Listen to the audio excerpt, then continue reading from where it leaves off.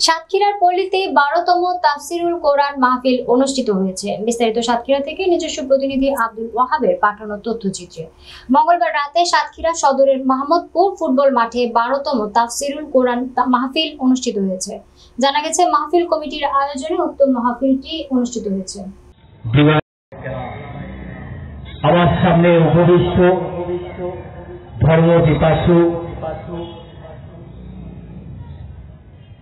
আমার তিনদার মুক্তাজি পরেশভার বাচ্চান, আমার ভাইয়েরা, স্নেহের কচি কাঁচা বাচ্চারা, পর্দার অন্তরালে আমার মা গো আফামণিরা, সকলকে আমার আন্তরিক প্রীতি সালাম ও শুভেচ্ছা।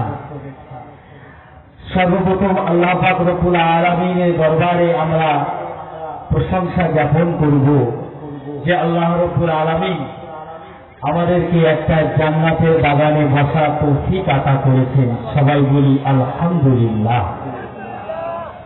সবাই অন্তরের অন্তঃস্থল থেকে প্রাণ ভরে ভক্তি ভরে বলুন আলহামদুলিল্লাহ। পাশাপাশি যে নবীকে সৃষ্টি না করলে আল্লাহ রাব্বুল আলামিন এই দুনিয়ার কিছুই সৃষ্টি করতেন না। সেই রাসূলুল্লাহর দরবারে এই সুদূর বাংলাদেশ থেকে সেই মদিনাতুল মুনাওয়ারার সবুজ গুম্বাজের নিচে শুয়ে উম্মতের জন্য কল্যাণ করছেন সেই আল্লাহর হাবিবের দরবারে এই সুদূর বাংলাদেশ থেকে আমরা লক্ষ লক্ষ দরুদ ও সালামের নজরাত